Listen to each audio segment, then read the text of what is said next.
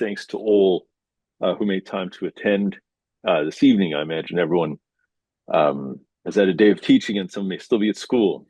So thank you all for making the time. Now, we'll start with Star Wars, and then we'll see if we make it to Aristotle. You'll immediately recognize the opening crawl of the first film, Episode 4, which sets the tone of a period of civil war in which rebel spaceships striking from a hidden base have won their first victory against the evil galactic empire. The word evil makes it clear from the start we should not be rooting for the empire. But especially in an American context, the word rebel isn't without ambiguity. George Lucas's original text for the opening crawl more fully captures the spirit of the film. In this original version, it is a period of civil wars in the galaxy. A brave alliance of underground freedom fighters has challenged the tyranny and oppression of the awesome galactic empire. To crush the rebellion once and for all, the empire is constructing a sinister new battle station, powerful enough to destroy an entire planet. Its completion spells certain doom for the champions of freedom. Lucas's friend Brian De Palma thought this was bonkers to open the film with this much text and with so heavy subject matter. So at his urging, the opening crawl was streamlined, phrases about underground freedom fighters challenging tyranny and oppression removed, rather than the completion of the Death Star spelling certain doom for the champions of freedom. The version by De Palma used in the film has Princess Leia racing home to save her people and restore freedom to the galaxy.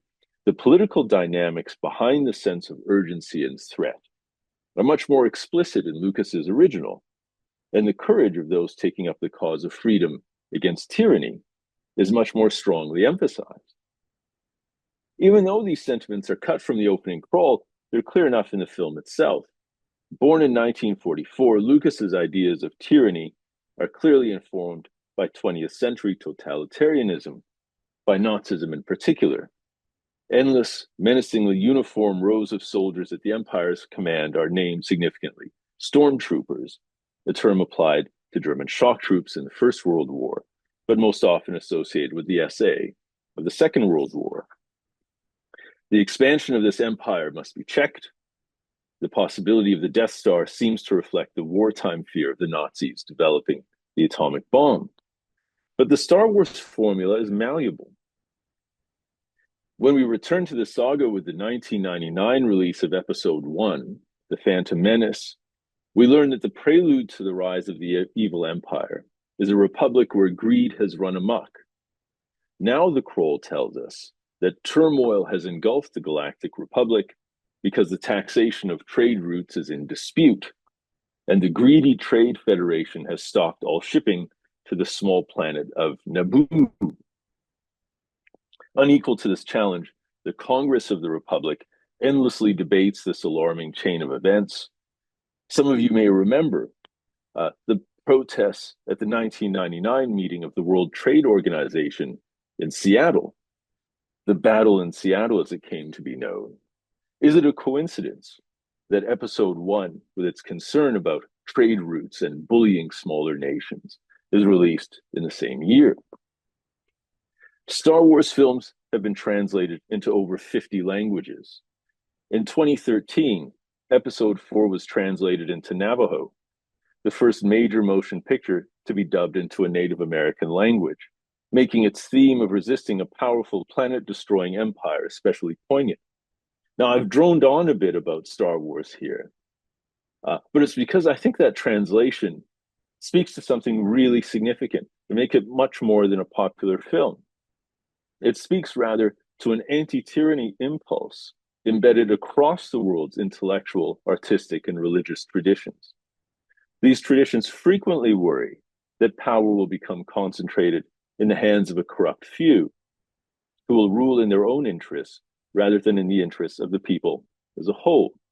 So the seminar that we're going to lead is going to try to plumb some of the depths, both its temporal range and also cultural range of this impulse that runs through so many of the world's humanistic traditions.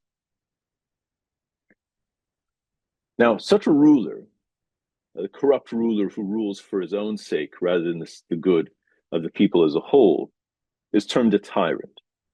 And this is where Aristotle comes in, because he's very clear-sighted, not only on what a tyrant is, but on the harms that tyrants impose. A tyrant ignores public interest and pursues only private gain. He uses his power in violation of the law. He surrounds himself with sycophants and lackeys and does his best to destroy individuals who show potential for public spirit. The tyrant destroys all social bonds that might produce fellow feeling and collaboration. So any kind of association where people develop familiarity and mutual trust must be demolished.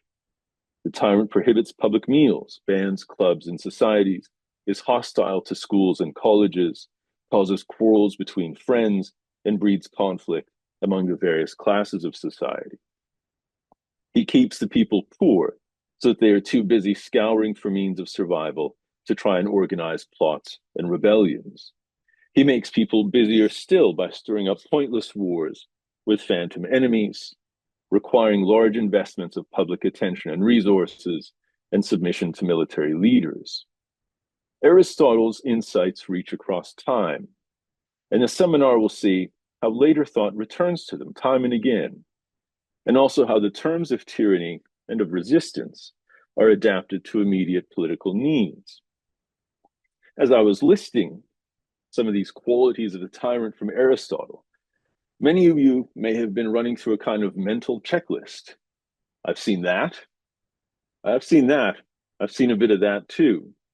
And in some ways, that's exactly the kind of thinking I feel we should be training in our students right now.